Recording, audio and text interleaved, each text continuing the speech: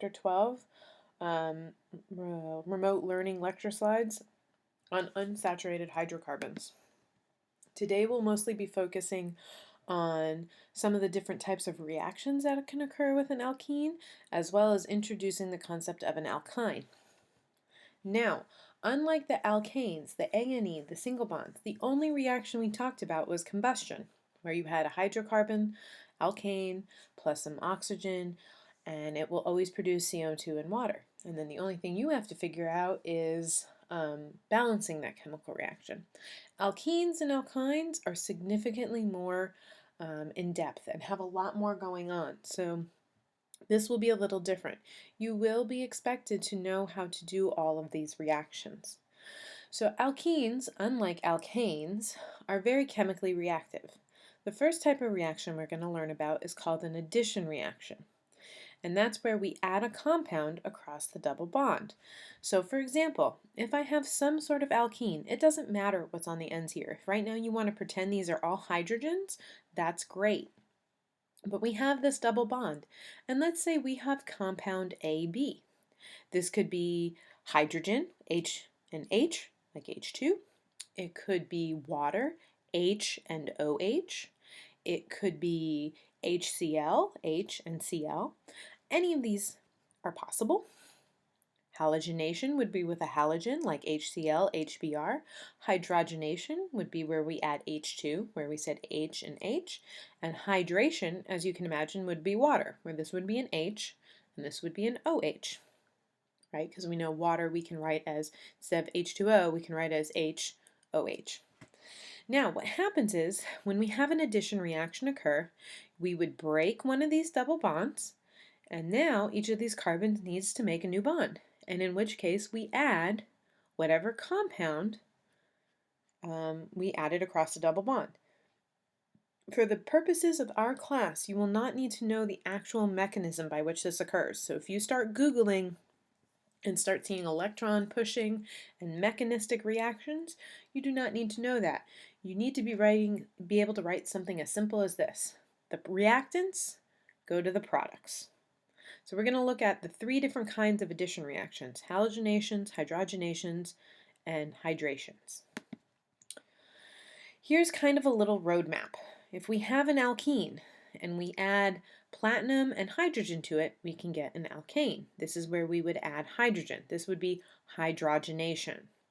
If we have an alkene and we add some sort of halogen to it, chlorine, bromine, iodine is kind of big, but for the sake of it, sure, iodine or fluorines, we would get what we call a haloalkane, a single bonded HCH kind of compound that has a halogen in it.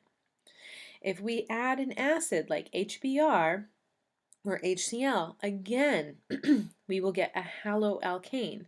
But in this case, if we went this way, we would have two bromine substituents or two chlorine substituents. In this case, because we have an H and a Br, we'll only have one bromine or chlorine substituent. And lastly, if we add water and acid, we'll produce what we'll learn is called an alcohol. And again, this would be the hydration. So halogenation is both of these. Hydration is this one. Or excuse me, hydrogenation is this one. Hydration, you can think like hydrate, like you're going to add water to something, is this one down here. So we're going to first look at halogenation. Remember, we had two different ways we could do it. We could have it where it was Br-Br or Cl-Cl, or we could have it where it was like HCl.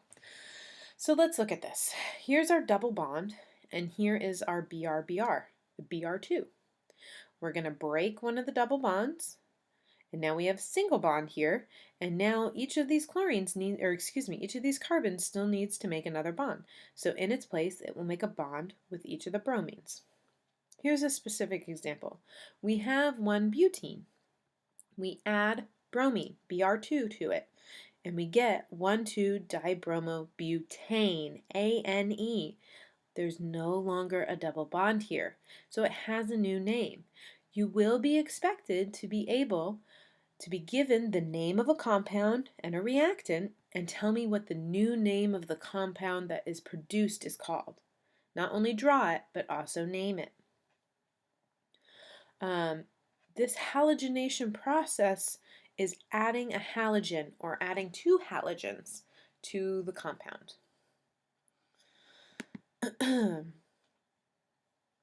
Sometimes this process is used to determine how much unsaturation there is in things like vegetable oils, margarines, and shortenings. We'll talk about this a little more, but if you've ever read on a label something like partially hydrogenated fats or partially hydrogenated oils, what they're doing is they're taking a double bond in an oil or a fat and they are hydrogenating it. They are adding hydrogen to it.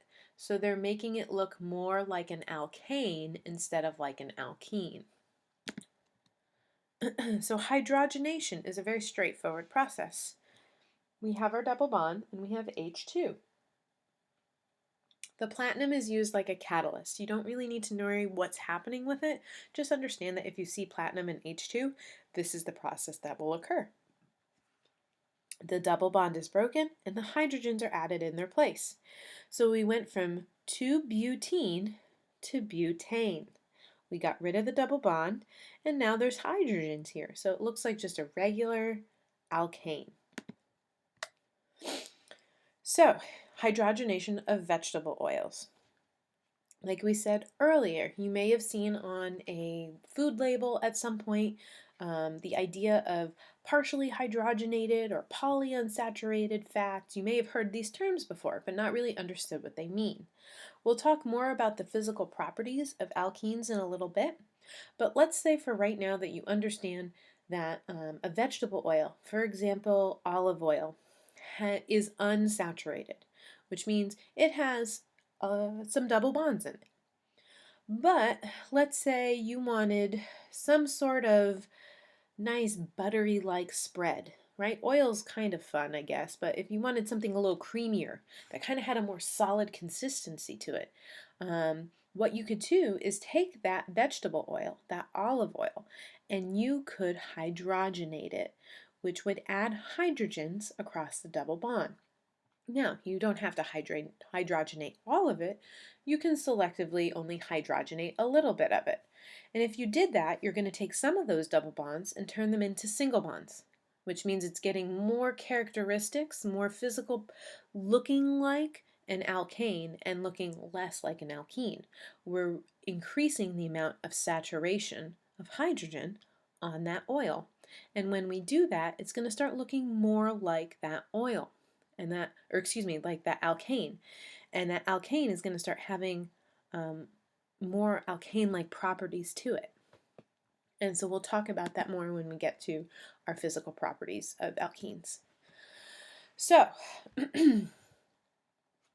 so far we've talked about halogenation, where it was a BR-BR or a Cl-Cl situation, and we've talked about hydrogenation, where it was H2.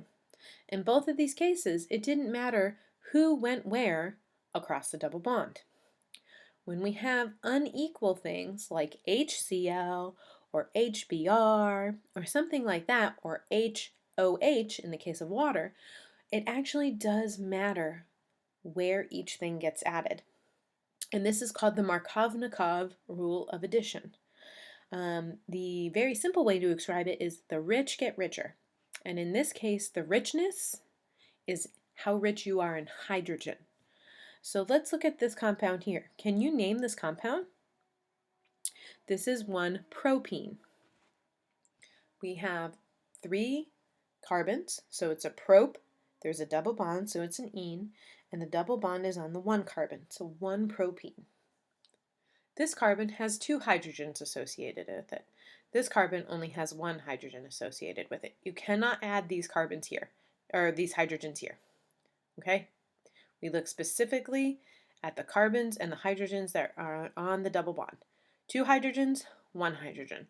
So this carbon is richer than this carbon. So if we were to add HCl, the H would go on this one and the Cl would go here. This is how you know that you would get 2-chloropropane and not 1-chloropropane. So let's look at this. This is an example with bromine, or HBr. Here's our 1-propene, ENE, double bond, plus HBr.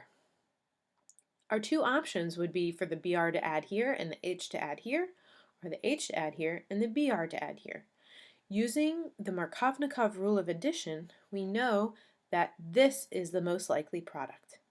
This carbon is richer in hydrogen, so he will get the hydrogen. This carbon is poorer in hydrogen, so he will get the bromine. Same thing if we're looking at something like this. The only time you don't have to worry about it is when our compound is symmetrical. Look at this case here. 1, 2, 3. This is a butene. This is 2-butene. It doesn't matter. I look and I see H, H. They're both the same. It's symmetrical. So if the H goes here or the H goes here and the Cl goes there, it won't matter. It will be the same compound. In both cases, we would read this as 1,2-chloro-butane. If the Cl was here and the H was here, 1,2-chloro-butane. The last type of alkene reaction, addition reaction that we're going to talk about is hydration. Hydration meaning water. Now, remember when we did our acids and bases and all that kind of stuff, we often write water like this. This should look awfully similar. The Markovnikov rule of addition applies here as well. We go with the H will go to the richer carbon. So if we have 2-butene, it won't matter. The H can go here and the OH can go there, or the H can go here and the OH can go there. But let's look at 1-propene. 2 hydrogens on this carbon, 1 hydrogen on this carbon, which means this carbon will get the hydrogen and this carbon will get the OH, giving us a new functional group. We will learn that these are called alcohols, and we would call this 2-propanol. 2 for the fact that the OH is on the 2 group, on 2 carbon. Prop comes from the fact that we have 3 carbons, so it's a propyl. And OL stands for alcohol, so 2-propanol. But this will be in chapter 13, so we don't really need to worry about it now in terms of naming it, but you should be able to draw it. So, just to give you a quick idea of how this is all happening, I won't be testing you on your ability to write out a mechanism, but I just want you to see what's happening. So here is an idea where we have our double bond and we have our acid from our catalyst. Remember that we said that to do a hydration we need acid around. So what would end up happening is we would actually get what we call a carbocation. This hydrogen, this double bond would break and there would be a plus charge on this carbon. Now, again, for the purposes of our class, this doesn't exist. It's a very quick intermediate that doesn't last very long. This is what goes and reacts with the water. What ends up happening is this is very slightly negative here, right? We have 2 lone pairs and we know that the oxygen is going to be slightly negative. That's going to be really attracted to the slightly positive of the carbon. And we form this bond now. We know this is not stable. Nobody's happy here. The oxygen isn't happy. There's too much going on. So what ends up happening is this hydrogen, one of these hydrogens will be lost, and this will help reform that acid catalyst that we get here. Okay? Again, this stepwise process is not something you have to know. I just kind of wanted to show you what it looked like. So, what kind of reaction would we call this? This is a hydration. We're adding water across the double bond, and we form an alcohol. So, which of the following could be the missing reactant? You should be able to work backwards as well. If we have acid and water, we know this is some sort of hydration that's going on. So now we have to go, okay, what reactant would make this product when water is added across it? Now we have 2 waters here. That's how we end up with 2 OH groups. So you're going to have to think about, how could this be adding across the double bond? I want you to pause here and actually try working these out. The correct answer is number 1. To add two OH groups, we're going to need two double bonds. If we look at this carbon is richer than this carbon, which means this carbon would get the H and this carbon would get the OH. This carbon is richer than this carbon, which means this carbon would get the H and this carbon would get the OH, which means we'd have an OH here, an OH here, a single bond here, and a single bond here. In this scenario, we would have equal amounts of the OH here and OH here, but not two OHs. We would only have one. So we'd either have just this one and this would be an H, or just this one and this one would be an H. This is a triple bond. We haven't talked about this yet, but when we look at this, we'll talk about our alkynes in a little bit with hydration, but it would happen on only one of these. And then same thing over here. In this case where we have the C and the H would go here, the OH would go here, and then if it were to do it again, another OH would be added here. So we'd have CH3, OH, OH. So use Markovnikov's rule to predict the product that would form from this reaction. This alkene plus this acid. So make sure as you're going through that when we're using Markovnikov rule of addition, that we figure out which carbon in the double bond is richer. In this case, this carbon is richer than this carbon. So this carbon will get the H, this carbon will get the Cl. We would end up with this product, 2-chloro, 2-methyl propane. We're briefly going to talk about the concept of polymers. We're not going to go into too much detail with this.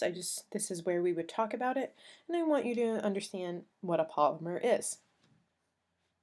Polymerization is the act of an addition reaction occurring over and over and over again, typically with alkenes, where the double bond is converted into a single bond as hundreds of molecules bond in these long-form chains. This chain-like production is known as an addition polymer. So day-to-day compounds that you've experienced that are polymers would be things like nylon, saran wrap. If you've ever done work around like plumbing or electrical work and you've worked with PVC pipe, that's a polyvinyl chloride. That's another polymer. So very large polymers are made up of a repeating unit. We find some unit that just keeps repeating itself over and over and over again, and we call this the monomer. It's basically the smallest unit we can get that repeats. For example, in polyethylene, C2H2, CH2 is the smallest unit. In vinyl chloride, which is this guy, this is the monomer of polyvinyl chloride. This is PVC pipe. This is what it's made of. A copolymer is an addition polymer used to help form the reaction. So sometimes we'll see this in things like saran wrap. Again, these are just some examples of different polymers that we have in our daily life. Like we said, PVC, which makes up pipes, Teflon, which sometimes coats like cookware, plexiglass, lucite, these are sometimes on like shatterproof windows and things like that. Styrofoam is another really good example of a polymer. So again, in the reaction that we have here, the vinyl chloride is best described as what? This guy right here, this guy right here, the vinyl chloride, this would be the monomer. Okay, that's the repeating unit that we have for it. So, what would this reaction produce? Again, these are to just kind of help you go through the idea of what's going on here. If this is our starting material and we're going to polymerize it over and over and over again, what would we end up with? We'd have polyvinyl chloride, right? If this is my vinyl chloride, and when I polymerize it, I'm going to get polyvinyl chloride. So that's it for the alkenes. I want to move on to the alkynes. Alkynes, YNE, are characterized by a triple bond. So the example we have here is ethine. This has got a common name called acetylene or acetylene, depending on where you learned your common names. And sometimes it's used in like torches and like welding equipment and things like that. But it looks like this. This is the smallest alkyne that we can make because we need 2 carbons. So there's no methine. Just like there's no methene, there's no methine. We have to start with the ethyl version of it. So ethine would be the IUPAC name for it. The common name is acetylene. So as we've been doing with everything else, we're going to talk about the geometry and how the hybridization for this works. We know when we had a tetrahedral atom that we had sp3 hybridization because we needed to make 4 bonds. When we had a trigonal planar atom, right, where we had 3 bonds, we needed sp2. So if we are linear, we need 2 bonds, sp. So we have 1 p orbital and 1 s orbital combining. That means that 2 of the p orbitals are left unhybridized. And it looks something like this. We take 1 s and 1 p. So 2 atomic orbitals make 2 hybridized orbitals, which means 2 of our p orbitals are left unhybridized. These are going to make the 2 additional bonds to make a triple bond. Sigma bond, double bond, triple bond. And it looks something like this. Again, remember that the p orbital is that dumbbell shape. So the top and bottom have to overlap. That's why it looks like this. The sigma bond, and then one of the top and bottoms come together. That would be a double bond. And then the second top and bottom come together to make a triple bond. So in a triple bond, we have 1 sigma bond and 2 pi bonds. Again, right, our dumbbell shapes. This is the unhybridized p orbital, and this is an unhybridized p orbital. The top and bottom have to overlap to make 1 bond, 1 pi bond. And then for the second pi bond, we use another p orbital. So let's talk about nomenclature. Very, very, very similar to everything we did with our alkanes and our alkenes. But now we have a new ending. We're going to end in -ine, Y-N-E. So we can have 1 butene. 4 carbons, the triple bond is at the 1 carbon, 1 butene. Remember, like we've been talking about, you want to have the number for wherever your double bonds are or triple bonds are to be the lowest number possible. Also, your longest carbon chain has to contain that functional group. So the triple bond has to be in that longest chain that you're counting out. So in this case, 1, 2, 3, 4 carbons gives us a butene with a 1 because it's at the 1 position, and the methyl group is at the 3 position. 3-methyl, 1-butene. Physical properties of alkynes are very, very similar to alkenes and alkanes. This shouldn't be terribly shocking because they're all hydrocarbons. They're insoluble in water, they're less dense than water, which means they float, and compared to other things, they're going to have relatively low melting points and boiling points. They're nonpolar, which means they only have London dispersion forces, so it makes sense. Similar to the alkanes and alkenes, the bigger ones, right, the things that have longer chains, are going to have higher melting and boiling points than the ones that have smaller chains. And just like we saw with the alkenes, we can do addition reactions. We can do haloalkynes, we can do hydrogenation, we can do hydration. Different alkenes, they're different from alkenes because they would require twice as many moles to get all the way down to the alkane. So let's look at this. In this case, or first let's name this compound, right? What is the longest chain? Now you may be tempted to go 1, 2, 3, 4, 5, 6, 7, right? Something like that. But the problem with that is I'm not including my triple bond here. So what is the actual right name for this? Hexyne. We have to start here. 1, 2, 3, 4, 5, 6. Or 1, 2, 3, 4, 5, 6. We cannot have this chain here. It does not include our triple bond. Acetylene is also known as what? Here's a picture of it. Ethine. All right, this is the end of our second portion of Chapter 12. At this point, you should be starting your homework and your reading. This will be really good practice for you. The nomenclature and the drawing of these structures is challenging, and the best way to master it is to practice it.